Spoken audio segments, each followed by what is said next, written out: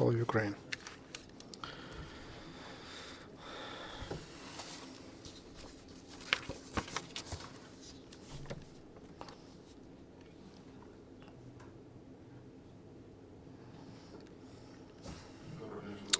Good afternoon, dear colleagues. The situation in ATO area in Donetsk and Luhansk regions is still complicated. The Russian gunmen strengthen and pull up additional forces to the front line. The concentration of armed vehicles of terrorists was noticed near Olenivka and also on the north of from Tukuchevsk. Bandits also strengthen and regroup other positions approaching to Mariupol from the east.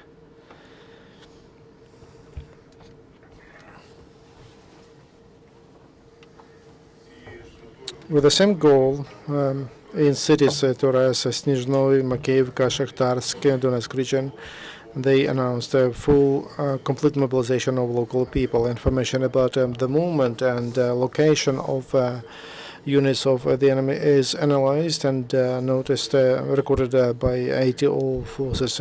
Ukrainian armed forces are ready to adequate response in key directions. During the last day, the activity of gunmen was concentrated on Donetsk, Debaltseve, and Luhansk directions. On Donetsk direction near Berezova, terrorists used mortars and grenade launchers attacked the checkpoint. The attack was fought off, and the enemy lost 10 fighters, and then Ukrainian artillery shelled the retreating group, and so there was even higher. As a result, 3 Ukrainian soldiers died and 3 were more wounded. Positions of Ukrainian military men in Donetsk airport was shelled by terrorists from artillery and from small arms, and from mortars and from small arms. They shelled Leninsk, Mayorsk, and in Avdiivka. In Debaltseve, from mortars and grenade launchers, gunmen shelled 3 checkpoints of ATO and the positions near Kamenka. Near Chernuhin, our positions were shelled from a grad system and from mortars. In the north of ATO, near Sokilniki, Stanitsa Luhanska, Shastya, gunmen 5 times. They shelled positions of ATO from a grad system and from mortars. Also, a checkpoint near Vilhove. Near Pervomaisk, from grad system and from mortars, gunmen shelled a block post of National Guards, which was not far from Krymska. And from mortars, they shelled positions near Zolota. Near Mariupol, they shelled from artillery and from small arms checkpoints of locations near Srovnivka and Granita. Near Sartana, they used a drone. There was a drone of Russian armed forces. During the last day, we lost 5 Ukrainian soldiers and 10 were wounded. This is including that battle about which I spoke. Ukraine is concerned that with the information that some representatives of OSCE and in Donbass they gave information about the location of Ukrainian armed forces. We believe that the mission will be unbiased and will not undermine the trust to its work in Ukrainian society.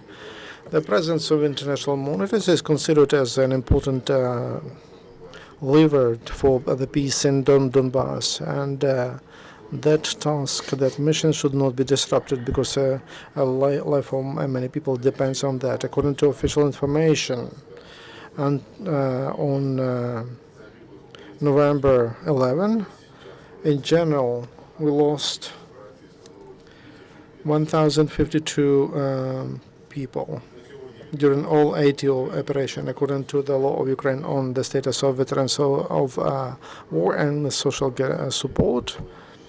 1,762 members of families of those who died in ATO. They received. So that number was used during the briefing of the Minister of Social Policy. Gunmen of DNR shelled Avdiivka and Donetsk region. During that shelling, terrorist people were suffered. They were in the line for water. As a result,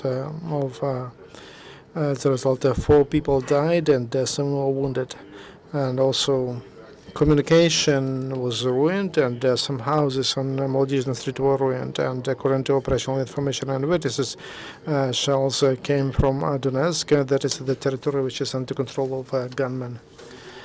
In Luhansk, Stanica Luhansk, because of intensive shell on terrorists, they stopped the work of district administration. The infrastructure was seriously damaged, and some social facilities were damaged and ruined. And yesterday, gunmen continued shelling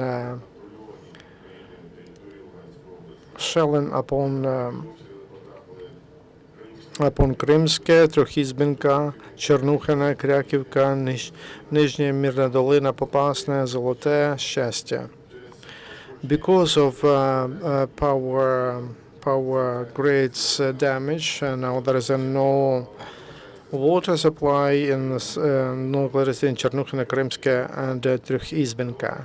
In Luhansk region, because of the shelling by terrorists, there was a rail track was damaged. As a result, the engine went off the track, and that's why there is a delayment of trains to Luhansk and to Odessa. The government of Germany continues to provide humanitarian aid to IDPs. Yesterday, 40 trucks arrived at Ukraine with modules like this. They were sent to Kharkiv and to Zaporizhia, and they continue building transit cities. In Zaporizhia, they received 15 trucks with these modules, and by the end of the day, 10 more will arrive. And 8 trucks have already arrived to Kharkiv, and 6 are expected to arrive. And that's where IDPs about 4,000 IDPs can live. Electricity power lines were repaired in Novoselivka in Telmaniv district, Donetsk region. Donetsk Oblast administration, they monitor damaged facilities because of this military conflict in Donetsk region, and also the information is daily provided to the Ministry of Regions of Ukraine according to the monitoring. Without houses, water and gas, electricity, there are 254,000 people who don't have this. According to the information we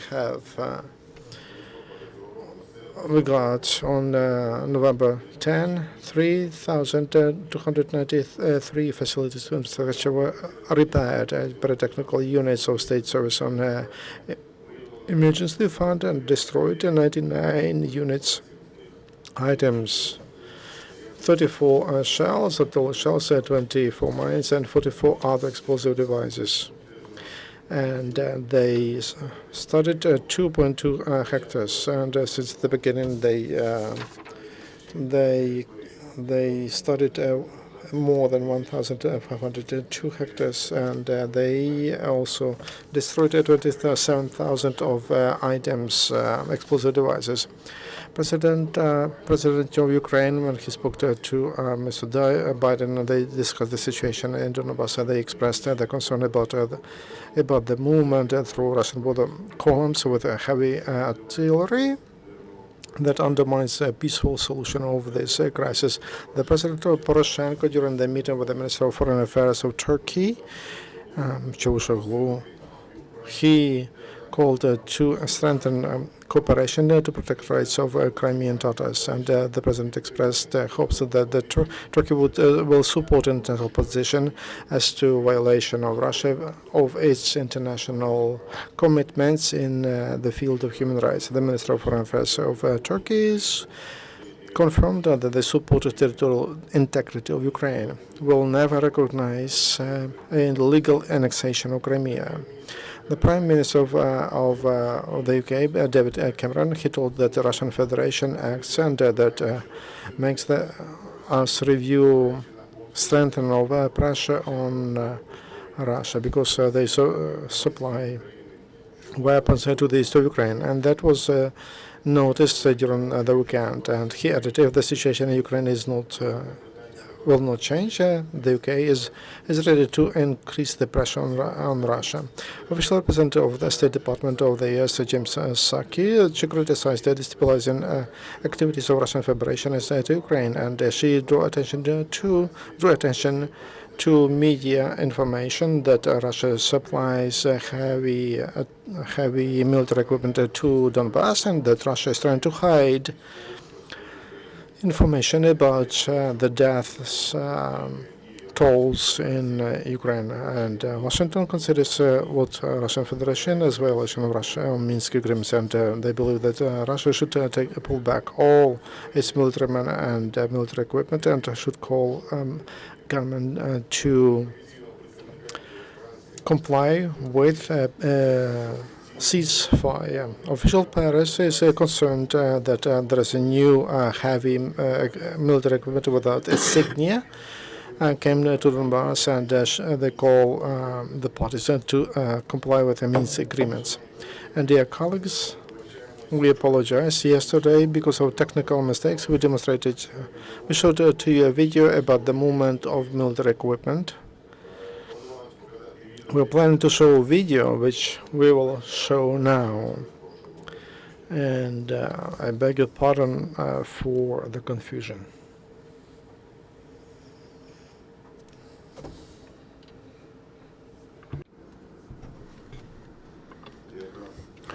This is exactly the column that was videoed by OSCE representatives. That column transported howitzers and shells for insurgents.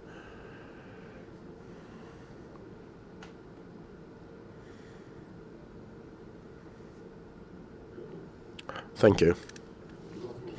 Now I'm ready to take your questions. Thank you, Andriy.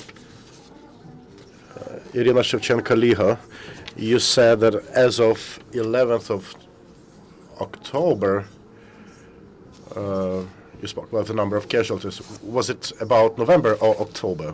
No, it was October, exactly October.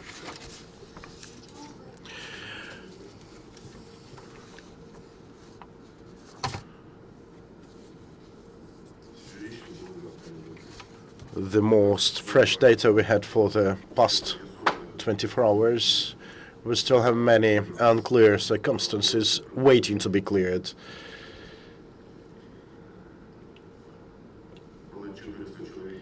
We have more than 400 persons missing, unidentified, and we may not include them in the statistics. We have 399 held as hostages and 4,079 wounded. Would you confirm the information about Ukraine refusing from the conflict on tank supply to Congo because of these tanks necessary for National Guard here? I'm not ready to give you details of this at the moment. Piatый Kanal, would you comment on the 32nd blog post? Have you retaken it or not? We have no information regarding that. Would you also elaborate on OSCE and the data they purportedly provide to the insurgents and the Russians? You mean what Ukraine will do about that? Actually, the case that has been registered and notified to us by the very OSCE representatives is indicative of the fact that the information was not conceived. They never attempted to conceive it. And given the Ukraine's intention not to disclose the data, particularly with the view of possibility of this information being transferred to the insurgents, the OSCE promised not to repeat such attempts. There were several representatives of that OSCE team there, belonging to different countries. I'm not ready to tell who they are.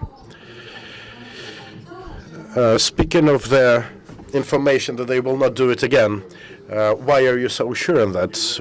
Was it their promise or not? Well, actually, we sincerely hope it will be like that, because this information, if disclosed, will mean vital and mortal, actually, threat to Ukrainian military servicemen. And the relevant information will be transferred to the OSCE headquarters and chief office. What measures will you take to protect Ukrainian servicemen from similar cases from happening? Actually, it was the first case of this type. We hope it won't repeat itself. If no more questions, yeah, we have a question. Well, maybe there are some sanctions to think about. Ukraine should think about some sanctions to prevent any such further steps from monitors. I think, first of all, Ukraine should react and make several necessary conclusions from that, and we did it. Thank you. The planned briefing of the professor of Turkish University to speak of Ukraine-Turkish relations will not take place, and instead we are going to have another briefing by Dmytro Shimkiv from Presidential Administration on 1:30, and at 2:30 we are going to have Secretary of the Kyiv City Council, Alexei Reznikov, speaking about land allocation to families of the fallen ITO participants.